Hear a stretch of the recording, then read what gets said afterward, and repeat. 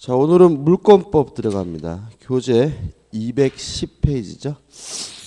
이제 10페이지 보시면 총설에서 물권의 의의가 나옵니다. 개념은 물건에 대한 권리가 물권이다. 이 정도고, 물권의 특질에서 1번 지배권입니다. 물권의 지배권인데 양가를 위반해가지고 뭐가 나오냐면 직접적 지배가 나오죠. 물권자는 스스로 그 물건을 직접 지배해서 만족을 얻는다, 이런 의미고, 우측의 배타적 지배는 물권은 배타성이 있기 때문에 똑같은 물건에 똑같은 종류의 물건이 존재할 수가 없다, 이런 의미고, 이 절대권입니다. 모든 사람에게 주장할 수 있는 권리죠. 특히 채권과 구별되는데, 채권은 특정한 사람에게만 주장할 수 있는 상대권이고, 물권은 모든 사람에게 주장할 수 있는 절대권이고요. 따라서 물권은 모든 사람이 주장할 수 있다, 제3자에게도 주장할 수 있으니까 대항력을 갖고요. 또 물권을 행사할 때는 굳이 뭐 할 필요 없냐면 대의할 필요가 없죠. 세 번째, 권리의 양도성 해가지고 물권은 물건에 대한 권리이기 때문에 사람의 개성이 중요하지 않으므로 자유롭게 양도할 수 있는 것이 원칙이죠. 넘겨보시면 대표 예제가 나와요. 물권과 채권의 차이가 난 다음 설명 중 틀린 것은 1번 물권은 모든 자에 대하여 주장할 수 있는 권리로서 절대권이고, 채권은 특정한 상대방에 대한 권리이므로 상대권이다. 맞는 질문이죠. 2번 물권은 에는 배타성이 있으나 채권은 사람의 행위를 청구함을 내용으로 하는 것이므로 배타성이 없다. 맞죠? 채권은 뭐죠? 특정한 사람에게 일정한 행위를 요구할 수 있는 권리죠. 3번 채권은 특정인의 행위를 객체로 하나 물권은 물건을 객체로 하는 재산권이다. 맞죠? 4번 물권은 법률 또는 관습법에 의하지 않고는 임의로 창수할 수 없어요. 이걸 우리가 좀 이따 할 텐데 물권 법정주의고요. 채권은 그러하지 않냐고요. 5번 물권은 임의 규정성이 강하나 채권은 강행법규성이 강하다. X죠. D 밖에 있습니다. 물권의 지배 이념인 물권 법정주의 때문에 물권은 대부분의 규정이 강행 규정이고요. 채권은 계약 자의 원칙이 지배 이념이기 때문에 대부분의 규정이 임의 규정입니다. 물권의 객체에서 의의가 나오는데 물건입니다. 물건이 뭐냐? 물건은 유체물 및 전기 기타 관리할 수 있는 자연력입니다. 따라서 눈에 보이는 유체물만 물건인 것이 아니라 전기, 온기, 냉기와 같은 자연력도 관리가 가능하다면 물건이 됨을 주의하시기 바라고, 밑에 두 번째 보시면 이런 거 나와요. 지상권, 전세권을 목적으로 하는 저당권과 같이 권리도 물권의 객체로 하는 예외도 인정된다. 이게 무슨 말이냐면 물권의 객체는 원칙적으로 물건입니다. 다만 저당권은 부동산과 지상권, 전세권을 객체로 하기 때문에 예외적으로 물권의 객체는 물건이 아닌 권리도 물권의 객체가 될 수 있다는 거 조심하시기 바랍니다. 그 다음 우측에 물건은 현존하고 특정돼야 되고요. 따라서 존재하지 않는 물건에 대한 물권은 성립되지 않습니다. 세 번째, 독립한 물건이어야 되기 때문에 원칙적입니다. 예외도 있지만 물건의 일부나 또는 여러 개의 집합물에 대해서는 원칙적으로 물건이 성립되지 않아요. 그런데 좀 생각을 해보면 부동산을 기준으로 하면 한 필지 토지고 한 동의 건물이어야 되는 거. 다시 말하면 물건의 일부에 대해서는 물권이 성립되지 않는다는 말은 한 필지 토지 전체의 한 동의 건물 전체에 대해서 물권이 성립한다는 얘기인데, 꼭 요래야 되는 것은 의외로 많지 않습니다. 소유권과 저당권이에요. 그래서 소유권과 저당권은 토지의 일부에 설정할 수 없고요. 건물 일부에 존재할 수 없고, 한 필지 토지여야 되고 한 동의 건물이어야 돼요. 이에 반해서 토지의 일부에도 상관이 없고 건물의 일부에도 상관이 없는 일종의 예외가 있는데 가장 대표적인 것이 점유권과 용익물권입니다. 점유권이란 권리는 사실상 지배하면 인정되는 권리니까 토지의 일부를 지배하더라도 점유권 인정이 되고요. 건물의 일부를 지배하더라도 물론 뭐죠? 점유권 인정되고, 그 다음에 지상권, 지역권은 토지 일부에 설정할 수 있고요. 전세권은 토지나 건물의 일부에 설정할 수가 있기 때문에 실질적으로 한 필지 토지고 한 동의 건물이어야 되는 것은 소유권 저당권의 하나가 되니까 좀 주의하시기 바랍니다. 그 다음에 핵심 판례는 뭐냐면 집합물입니다. 그러니까 뱀장어거든요.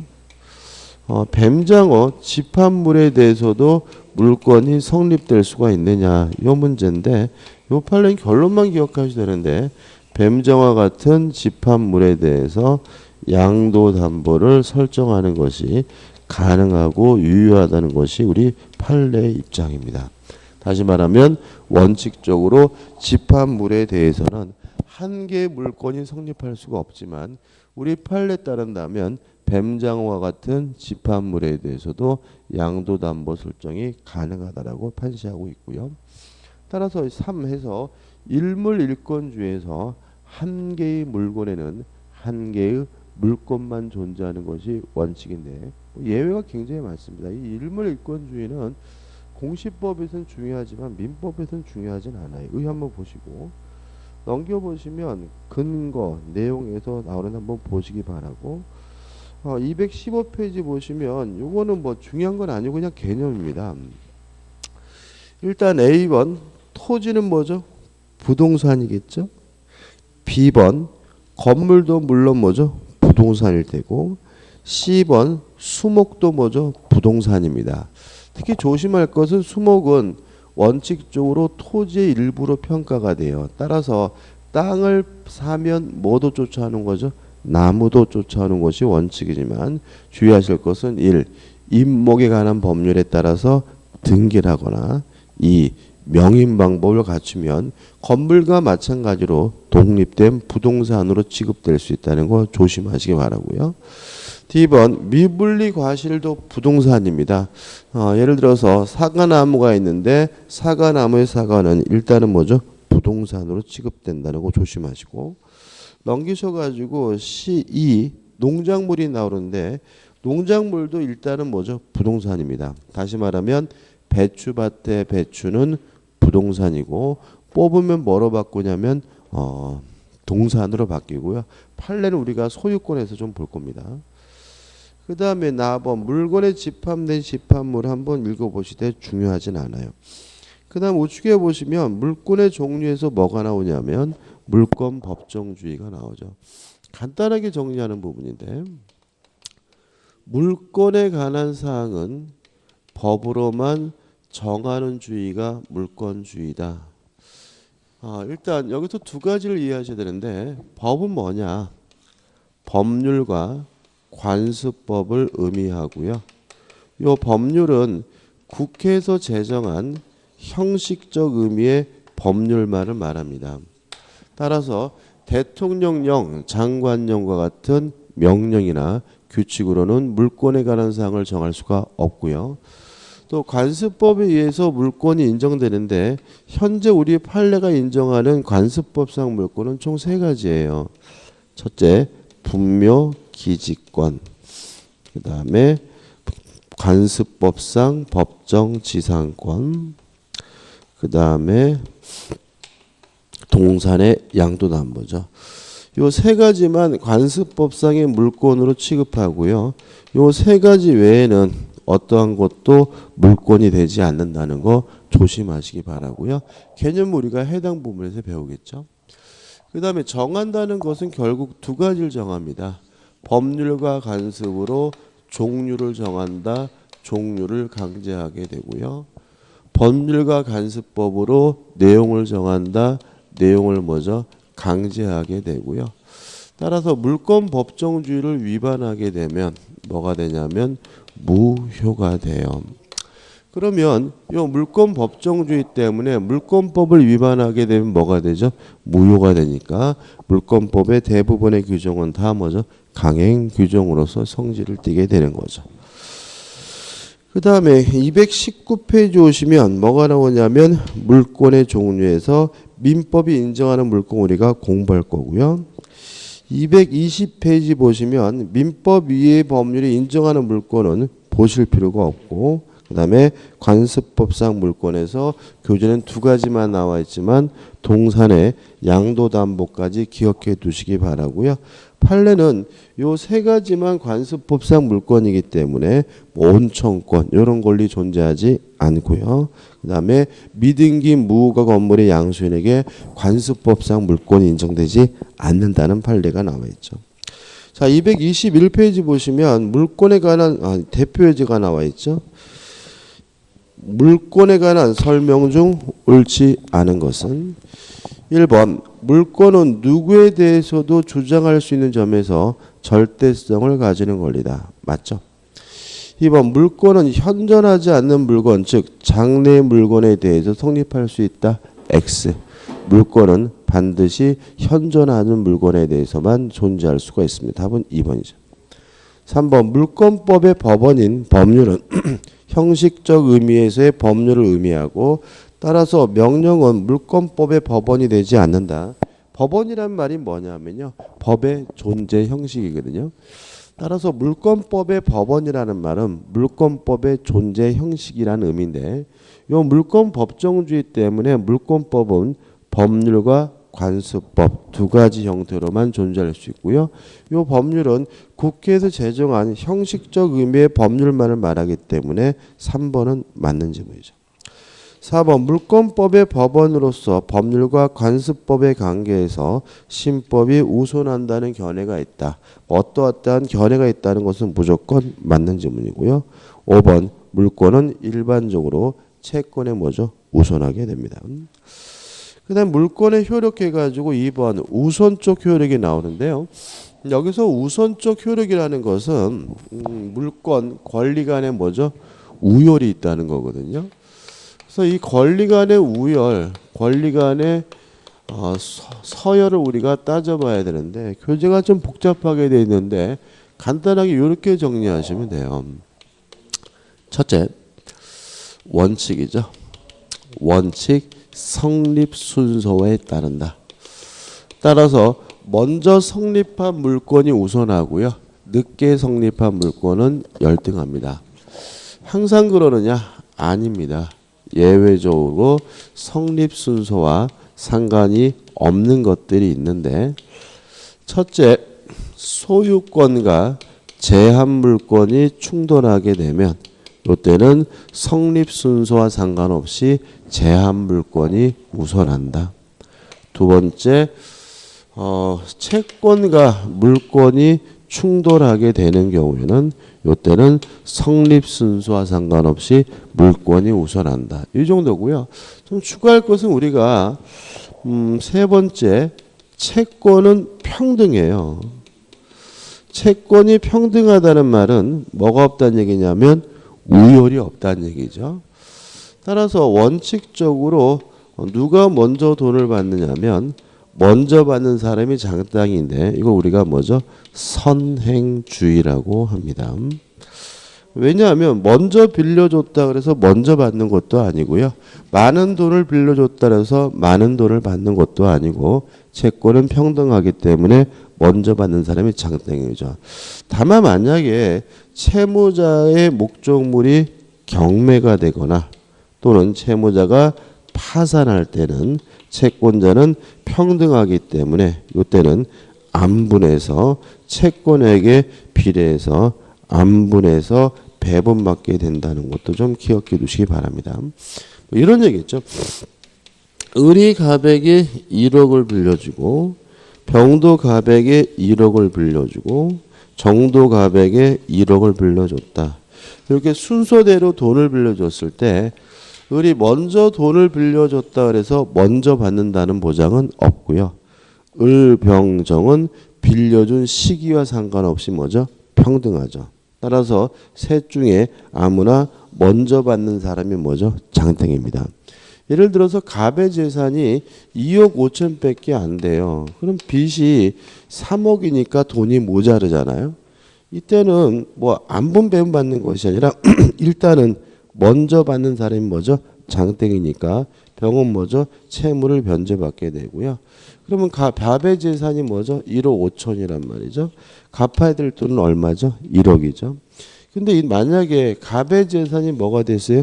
경매가 되거나 갑이 폐산하게 되면 을과 정은 뭐죠? 평등하기 때문에 안분해서 배분해서 7,500만 원씩 뭐죠? 나눠 갖게 된다. 이렇게 되는 이유는 채권은 우효율이 없고 뭐하기 때문에 평등하기 때문에 그런 거니까 기억해 두시기 바랍니다. 끝입니다. 그 다음에 이제 223페이지 오시면 중요한 게 나오죠. 물권적 청구권이 나옵니다. 이 물권적 청구권에 대해서는 시험 문제가 잘 나오는 편이고요. 좀 어렵게 느껴지는 부분이기 때문에 조심하시는데 개념은 간단합니다. 물권적 청구권이란 물권으로부터 발생하는 청구권이 뭐죠? 물권적 청구권이고요. 따라서 물권적 청구권이냐 채권적 청구권이냐 따지는 기준은 물권이 있는 사람이 청구하면 그 사람의 청구권은 뭐죠? 물권적 청구권이고요. 물권이 없는 사람이 청구하면 그 사람의 청구권은 뭐죠? 채권적 청구권인데 종류가 세 가지가 있죠. 누가 가져갔으면 돌려달라 반환을 청구할 수가 있고요. 또 만약에 방해하고 있다면 방해 제거를 청구할 수가 있고요. 방해할 염려가 있다면 이때는 뭐죠? 방해 예방을 청구할 수가 있어요. 여기서 우리가 정리해야 될 것은 뭐냐면 첫째, 물권과 물권적 청구권은 절대로 분리될 수가 없다. 따라서 물권적 청구권이 없는 물권은 존재할 수가 없기 때문에 물권적 청구권은 소멸시에 걸리지도 않는다라는 거 꼭 기억해 두셔야 되겠죠. 다시 말하면 물권과 물권적 청구권은 절대로 분리될 수가 없으므로 물권적 청구권은 물권과 분리돼서 뭐에 걸리지 않냐면 소멸시에 걸리지 않고요. 그 다음에 첫 번째 주체 물권자이어야 한다. 따라서 물권이 없는 사람은 어떠한 경우에도 물권적 청구권 행사할 수가 없고요. 두 번째, 상대방은 누구를 말하냐면 점유자를 말하는데 만약에 점유하고 있다면 그 사람의 점유는 고의나 과실은 요구하지 않고요. 점유하고 있다면 그 사람의 점유가 직접 점유든 간접 점유든 따지질 않습니다. 근데 유의하실 것은 건물에 철거 상대방에 대해서는 오히려 직접 점유자인 임차인에게 행사하는 것이 아니라 간접 점유자인 소유자에게 행사해야 된다는 것까지 일단은 기억해 두시면 돼요. 이게 한 문제짜리죠. 물권적 청구권의 주체는 물권자다. 상대방은 누구죠? 점유자인데 점유하고 있다면 아무런 고의도 과실도 요구하지 않고요. 직간접을 불문하되 건물 철거의 상대방은 직접 점유자에게 하지 못하고 간접 점유자에게 하게 된다. 이 정도거든요. 근데 요거 가지고 보통 이제 우리 교재도 판례가 많이 나와 있어요. 근데 요거 가지고 이제 판례를 이용해 가지고 뭘 이해하셔야 되냐면 사례를 이해하셔야 된다. 첫 번째 사례. 갑이 소유하고 있는 토지예요. 을이 불법으로 건물을 신축했다면 을은 갑의 토지를 점유하고 있으니까 갑은 을에게 철거해달라고 요구할 수가 있지만 조심할 것은 을의 건물을 철거해달라고 요구할 수 있지만 을에게 건물에서 퇴거할 것을 요구할 수가 없다는 거 주의하시기 바랍니다. 이유는 물권적 충고권의 주체는 뭐여야 되죠? 물권자여야 되는 거죠. 지금 갑은 뭐에 대해서 소유권이 있습니까? 토지.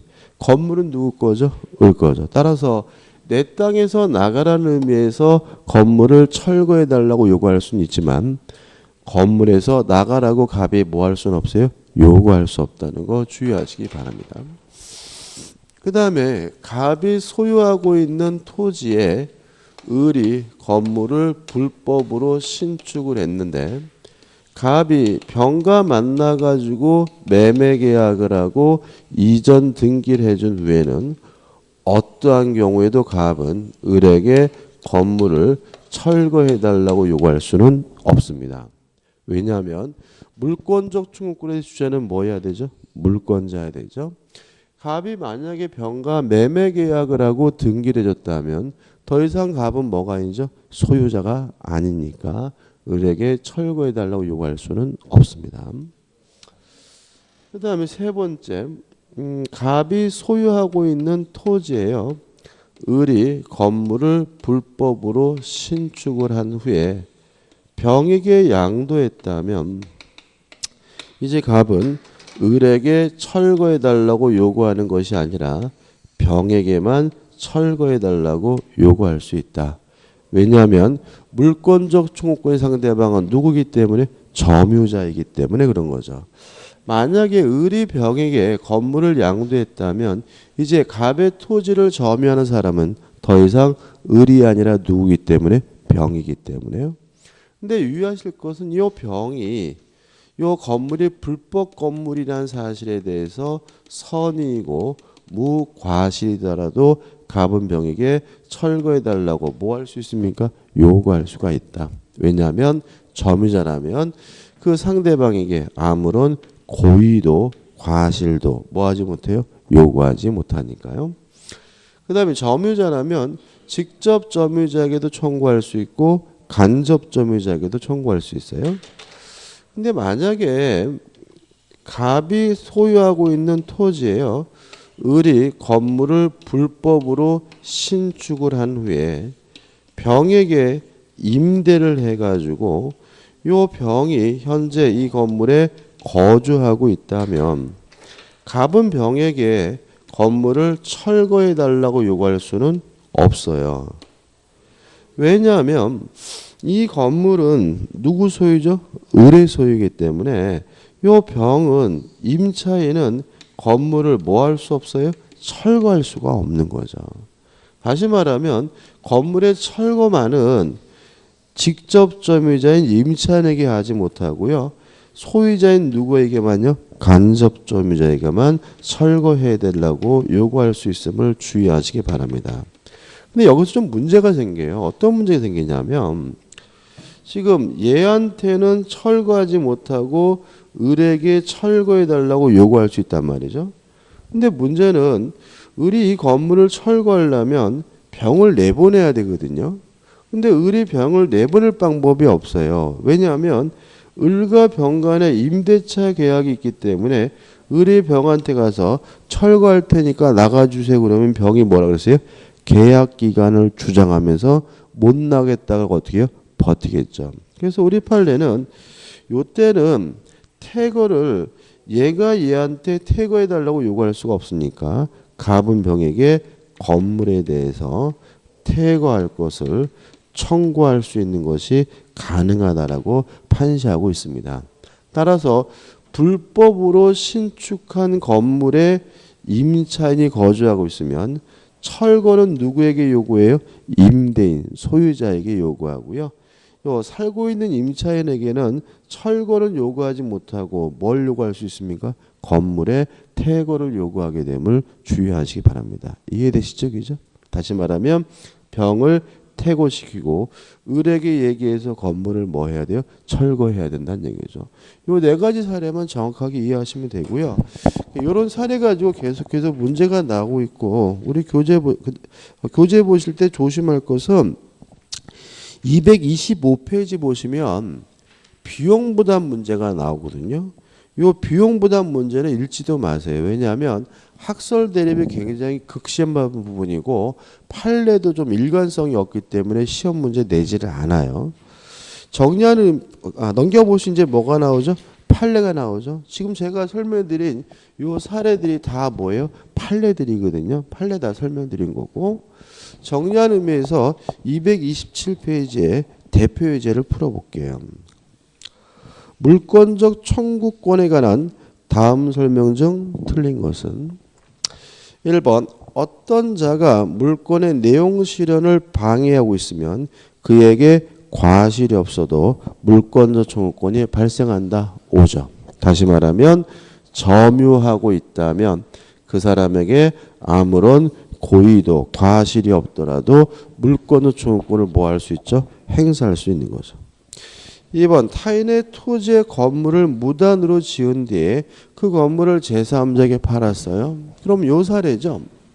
갑의 땅에다 을이 불법으로 건물을 신축한 후에 병에게 뭐죠? 팔았어요.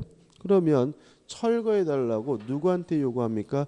현재 그 토지를 점유하고 있는 병 제3자에게 요구해야 되는 것이므로 그 건물의 신축자 을이 물권적 청구권의 상대방이 된다는 질문은 X가 되고요.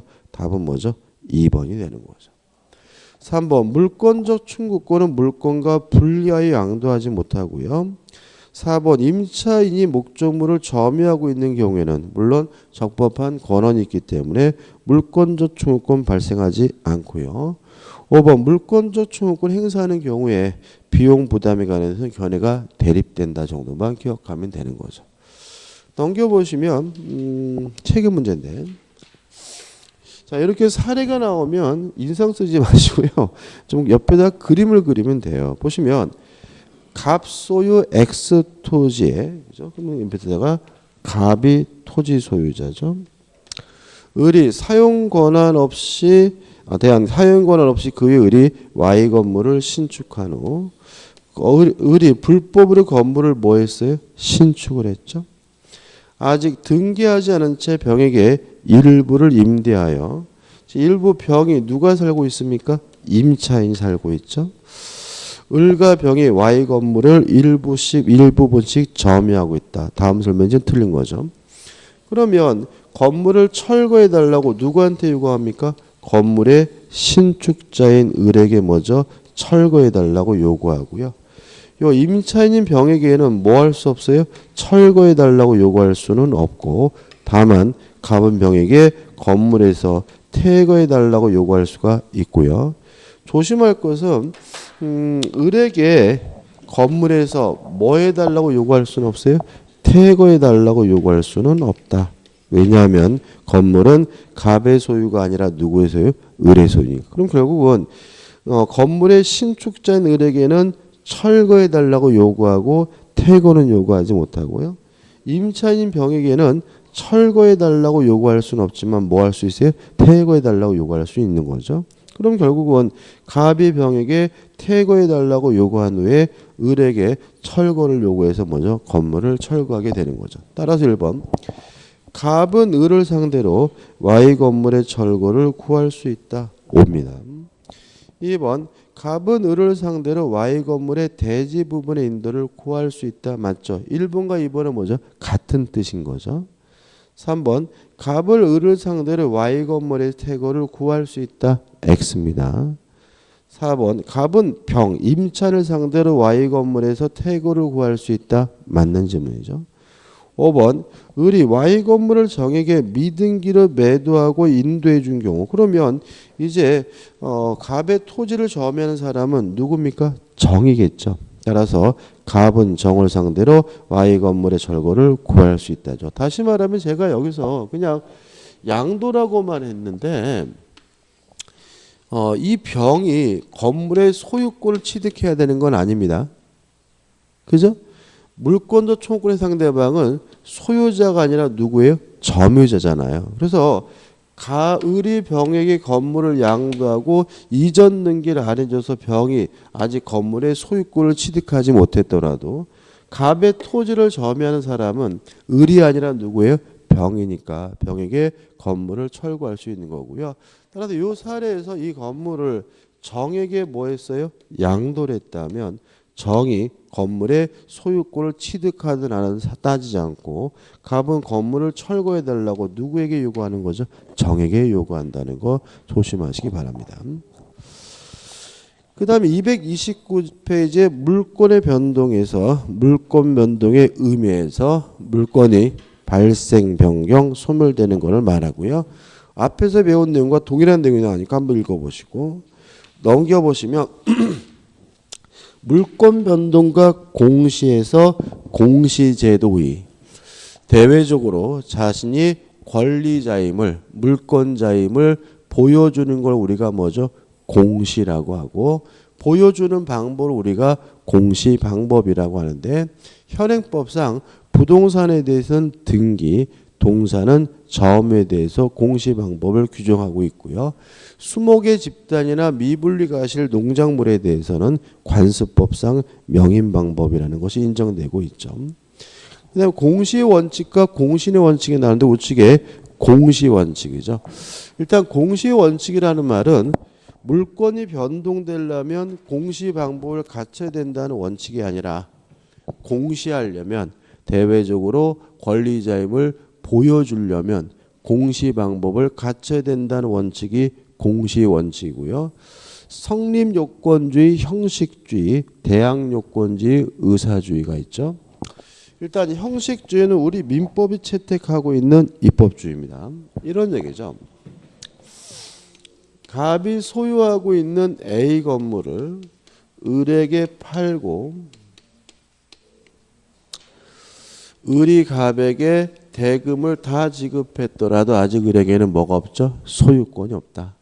갑이 을에게 이전 등기를 해야지만 비로소 을이 소유권을 갖게 된다면 을의 입장에서는 소유권을 취득하기 위해서 등기라는 특별한 형식을 갖춰야 되니까 이게 뭐죠? 형식주의고요. 갑에서 을로 소유권이 넘어오려면 물권이 변동되려면 등기해야 된다. 그래서 이거 우리가 다른 말로 뭐죠? 성립요건주의라고 하고요. 현재 독일 민법이 채택하고 있기 때문에 독일법에서 독법주의라고 합니다. 쉽게 말하면 등기를 해야 소유권을 취득하는 주의가 뭐죠? 형식주의죠. 이에 반해서 의사주의는 다르죠. 갑이 소유하고 있는 A 건물에 대해서 을이 만나가지고 매매 계약을 하고 을이 갑에게 대금을 다 지급하고 갑에서 을로 이전 등기를 안 해줬더라도 갑이 을에게 소유권을 넘겨준다라는 의사의 합치만 있다면 을이 소유권을 취득하는 경우를 우리가 의사주의라고 하죠. 다시 말하면 등기하지 않아도 의사의 합치만 있으면 소유권을 취득하는 주의가 뭐죠? 의사주의인데 왜 등기하느냐? 만약에 갑이 또다시 병에게 팔아먹고 똥에게 이전 등기를 해주면 을은 자신의 소유권을 가지고 병에게 뭐하지 못해요? 대항하지 못하죠. 따라서 을이 등기하는 이유는 소유권을 취득하려고 등기하는 것이 아니라 병과 같은 사람에게 대항하기 위해서 등기하는 거다. 그래서 우리가 뭐죠? 대항요건주의라고 하고요. 현행 일본 비법이 채택하고 있죠. 다시 말하면 의사주의는 의사의 합치만 있으면 등기하지 않아도 소유권을 갖는다. 그래서 뭐죠? 의사주의고 다만 등기 없이 취득한 소유권을 가지고 제3자에게 대항하려면 뭐가 필요하죠? 등기가 필요하다. 그래서 대항요건주의라고 합니다. 여기서 조심할 것은 가끔 책에서 형식주의를 적어놓고 공시원칙이다라고 설명하는 책들이 의외로 많아요. 그러니까 다시 말하면 물권이 변동되려면 등기해야 된다. 이게 공시원칙이다. 이렇게 써있는 책이 가끔 있는데 그건 잘못된 거고요. 공시원칙이란 말은 형식주의를 말하는 것이 아니라 자신이 물권자임을 대외적으로 보여주려면 공시하려면 공시 방법을 갖춰야 된다는 원칙이 뭐죠? 공시원칙이고요. 따라서 의사주의 법제하에서도 을에게 소유권이 있다는 사실을 병에게 대항하려면 뭐가 필요하죠? 등기가 필요하다는 말은 소유자임을 대외적으로 보여주기 위해서 뭐가 필요하다는 얘기죠?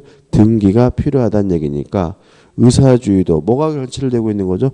공시원칙이 관철되고 있음을 주의하시기 바라고요.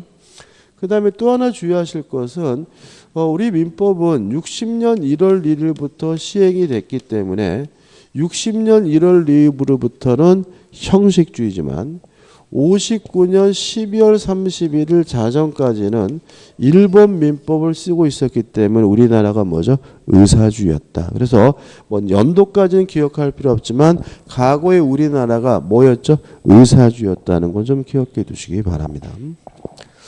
그 다음에 넘겨보시면 232페이지 뭐가 나오냐면 공신의 원칙이 나오죠. 일단 공신의 원칙이라는 것은 등기나 점유와 같은 공시 방법을 믿고 거래한 사람을 보호해 주는 걸 우리가 뭐죠? 공신의 원칙이라고 하는데요.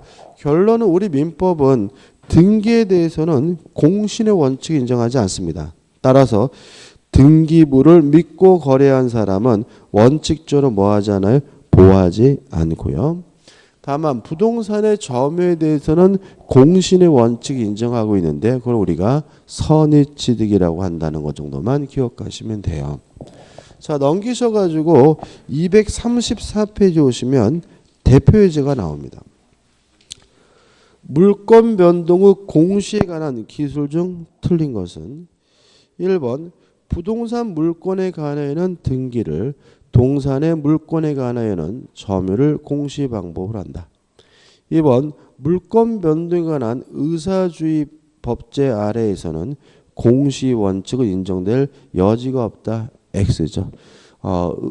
의사주의도 등기해야 제3자에게 뭐 할 수 있어요? 대항할 수 있죠. 다시 말하면 의사주의 법제에서도 뭐가 관철되고 있는 거죠? 공시 원칙이 관철되고 있는 거죠.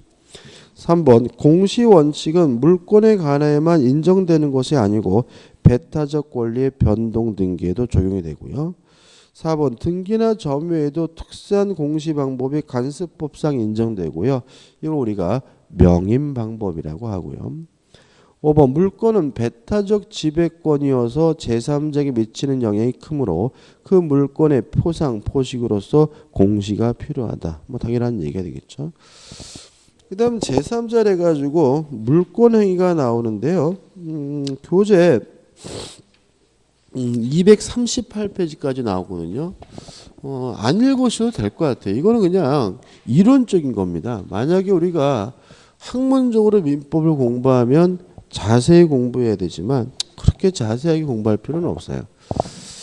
간단하게 정리를 해보면 갑이 을과 만나가지고 매매 계약을 하고 갑을에게 이전 등기를 해주면 을이 뭘 갖게 되죠? 소유권을 갖죠. 그래서 우리는 앞으로 요 매매 계약이 채권행위고 이전 등기가 뭐죠? 물권행위다. 이렇게 정리하면 될 것 같아요. 그죠? 다시 말하면 채권을 발생시키는 행위가 채권행위고 물권을 변동시키는 행위가 뭐죠? 물권행위니까요. 근데 여기서 문제가 되는 것은 뭐냐면 요 채권행위 매매가 무효가 됐을 때 등기에 영향을 주느냐 안 주느냐에서 우리 판례는 영향을 준다 뭘 취하냐면 유일성설을 취한다는 거죠. 그래서 우리가 그동안 매매가 무효면 무엇이 무효예요? 등기도 무효다라는 말은 우리 판례가 뭘 취하고 있기 때문에 유인성을 취하고 있기 때문에 그런 것이거든요. 따라서 우리는 매매가 무효면 등기도 무효다. 왜냐하면 채권행위가 무효가 되면 바로 물권행위도 뭐가 돼요? 무효가 된다 정도만 기억하시면 됩니다. 239페이지부터 이제 뭐가 나오냐면 부동산의 물권 변동이 나오는데 좀 일찍 시켜요. 쉬었다가 보도록 하겠습니다.